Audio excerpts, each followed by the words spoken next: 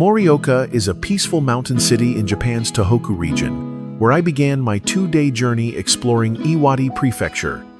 From a bakery that's been open for over 70 years, a vintage European-style bank, an endless soba noodle feast, to forest hot springs, a Heian-era Buddhist garden, and the Geibikei Gorge. If you're looking to experience a quiet, easy-to-navigate part of Japan with plenty to see and eat, this travel documentary is made for you. Join me as we review the itinerary and kick off the trip from Tokyo Station.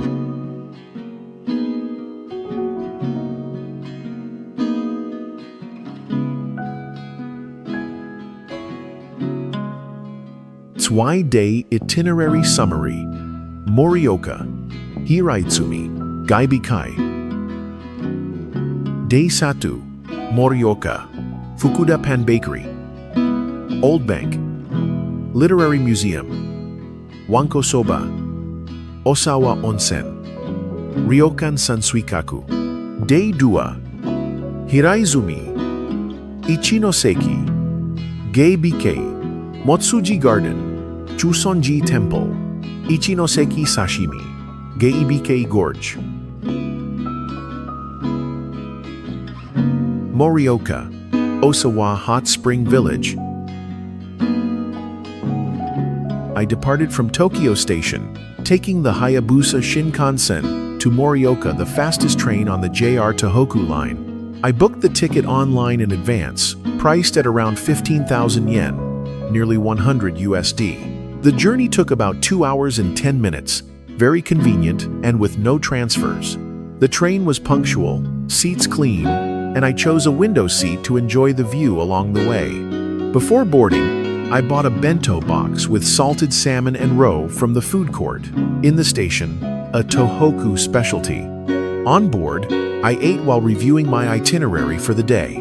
As the train moved north, the scenery slowly changed from urban areas to fields and forested mountains.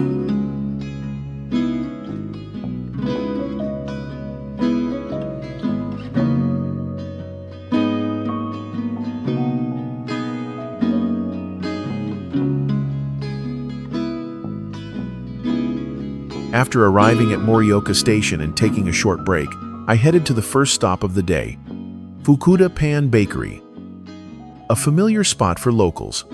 The bakery was just over 2 kilometers away, a 5-minute taxi ride costing around 750 yen, 5 USD.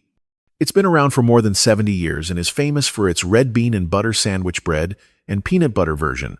I ordered the red bean and butter sandwich. The bread was soft, the filling generous, with mildly sweet beans and lightly salted butter, satisfying without being heavy. After finishing my sandwich, I walked to the old Iwate Bank, building a prominent structure in central Morioka. Located on a major corner, it stood out with its red brick walls and green domes weathered by time. Its architecture is Western style, clearly symmetrical, with large arched windows and simple but recognizable details. This is one of Morioka's oldest buildings, designed by architect Kingo Tatsuno, who also designed Tokyo Station. I climbed a few steps, opened the wooden door, and stepped inside. The interior was spacious and very quiet. The high ceiling and side windows let in plenty of light. Many original wooden features were still intact: columns, beams, wooden stair rails, and a tiled stone floor, old but clean. I walked a loop around the main hall. One corner displayed old items, documents, and a bilingual sign introducing the bank's history. Everything was well preserved, and the space tidy. I spent around 10-15 minutes exploring here, then continued the journey.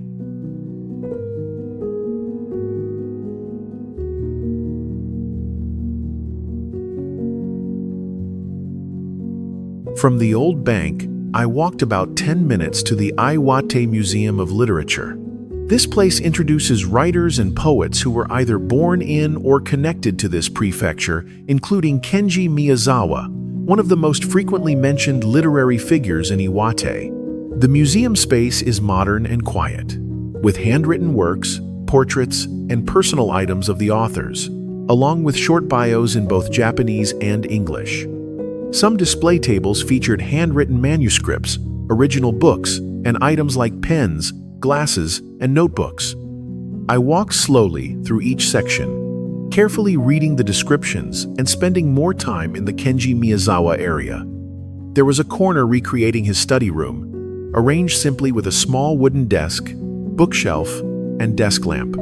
There was also a separate area dedicated to his children's stories, with a few illustrated artworks and reprinted books. At noon, I took on the Wanko Soba challenge, a famous specialty noodle dish in Morioka. Staff would continuously serve small bowls of soba into mine, and I had to keep eating until I covered the bowl with its lid to stop. Each bowl only contained a few strands, so at first it was quite easy. But after about 30 bowls, I started to feel full. By the 52nd bowl, I was stuffed, my hand tired, and I closed the lid. The staff recorded how many bowls I ate.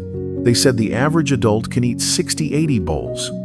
The record is 753 bowls held by a Japanese woman. I couldn't imagine how she managed that. I drank a little water, rested for a few minutes, then left the restaurant. This wasn't just eating, it was a full-on mini competition, fun, intense, and well worth experiencing. In the late afternoon, we headed to Osawa Onsen, a hot spring village, about an hour's drive from central Morioka. This is a traditional onsen spot, once visited by writer Kenji Miyazawa, the celebrated son of Iwate. The onsen features 6 different natural spring sources, each bath area with its own style and temperature. I chose the outdoor bath, which offered a view of the stream flowing below. The water here is mildly alkaline, without a strong sulfur smell like in some other places, and left my skin feeling smooth, not dry.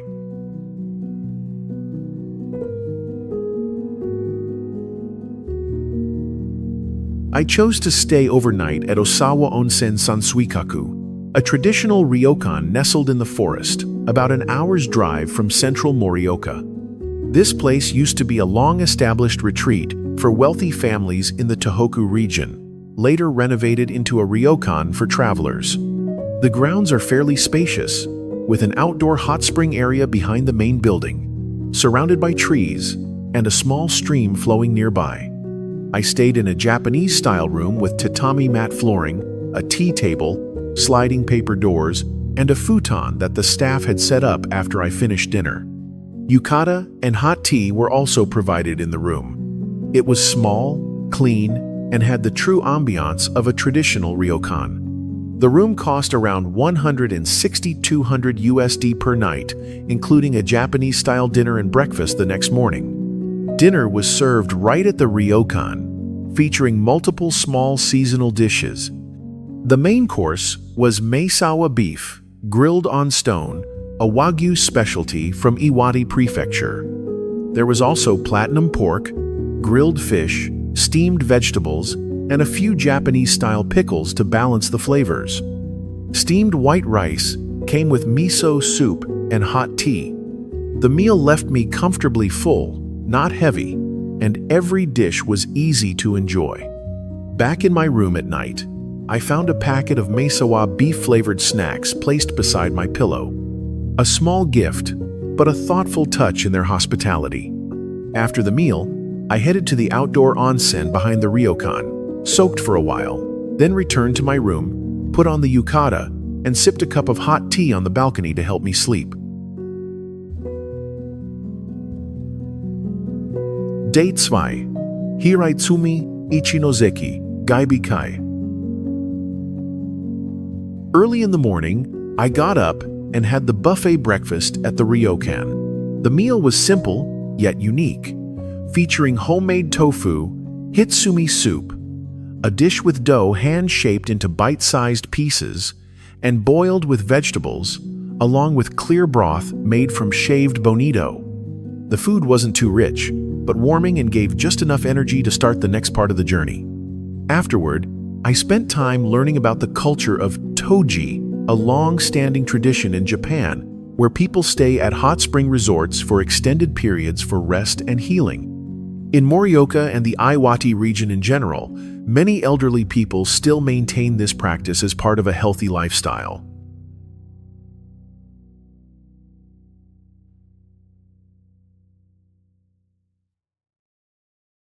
Leaving the ryokan, I continued the journey south to Hiraizumi, a small town with a unique place in Japanese history. Back in the 12th century, this area was once the major Buddhist center of the Tohoku region, even growing to the point where it was compared to Kyoto. Today, Hiraizumi is recognized by UNESCO as a World Heritage Site, with many historical sites and gardens tied to Heian-era Buddhist philosophy. My first stop was Motsuji Garden, located just off the main road. The entrance fee was about $3.5 USD. Passing through the simple wooden gate revealed a spacious, open, and quiet setting. Hiraizumi Geibikei Pond lies at the center of the garden, its surface calm, surrounded by green grass and white gravel paths. In the distance were the foundations of old Heian period temples, now only marked by small stone pillars. The entire garden was designed around the Pure Land on Earth concept, a major idea in Mahayana Buddhism, reflecting spiritual serenity. I took a slow walk around the garden, then rested under the shade of a tree.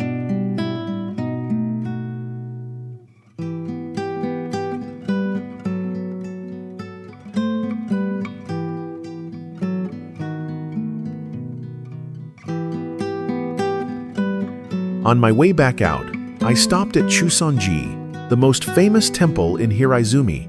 This is one of the key historic sites from the Heian period in the Tohoku region, originally built in the 12th century. The temple's entrance is at the base of a small hill, lined with tall pine trees. From the main gate, I began the walk up a wide stone path, taking around 10-15 minutes to reach the main hall area. At the top was the temple complex, made up of several old wooden buildings, some of which have been restored. The central area of the temple houses worship halls and exhibition rooms. The main attraction here is Kanjikido, also known as the Golden Hall. To enter, I bought a ticket for about $5.5 USD, then walked on to a large white building. Kanjikido sits inside a protective glass enclosure, as the entire structure is covered in gold leaf and holds immense historical value. Kanjikido is a small building, with every surface completely adorned in gold leaf. Its interior is richly decorated with Buddha statues and ancient carvings. It houses the ashes of 3 generations of the Fujiwara lords, a clan that once ruled Tohoku and played a key role in advancing Buddhism in the 12th century. After the visit, guests exit through a separate route with a small gallery displaying historical artifacts, old maps, and temple models. There's also a shop selling books, protective charms, postcards, and souvenirs, mostly catering to local visitors. I rested on a stone bench near the exit for about 10 minutes, then continued on with my journey.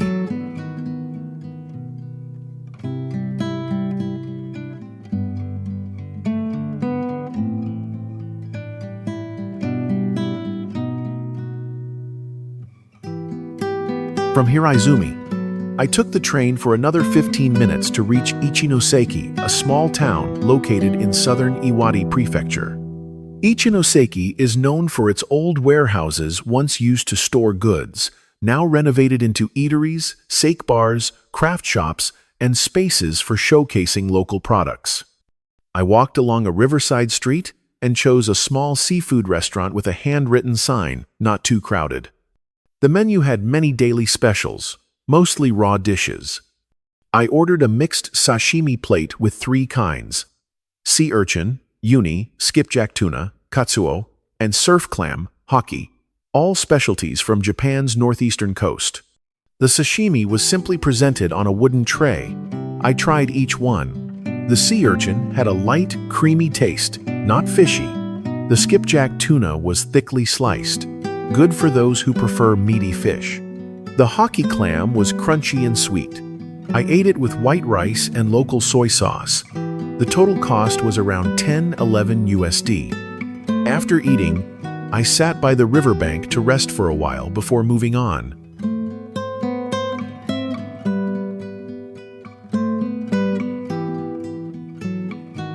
In the afternoon, I arrived at Geibikei, a deep gorge located in Iwate Prefecture. From Ichinoseki Station, I took a train for about 30 minutes, then walked a few more minutes to the boat dock.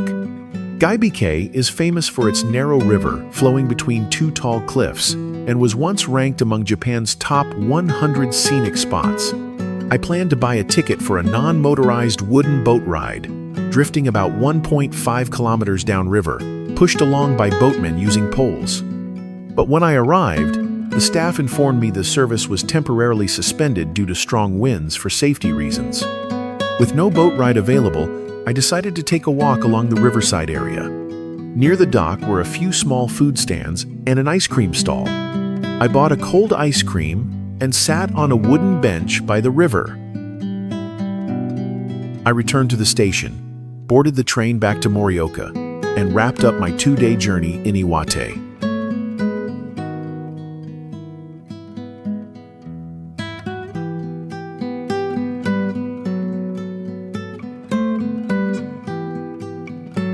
And that wraps up the 2-day journey, exploring Morioka, Hiraizumi, and the Iwate region, filled with memorable experiences, from Wanko Soba, red bean and butter sandwiches, and stone-grilled Miyasawa beef, to unique stops like the old Iwate Bank, Matsuji Garden, Chusonji Temple, and Geibikei Gorge.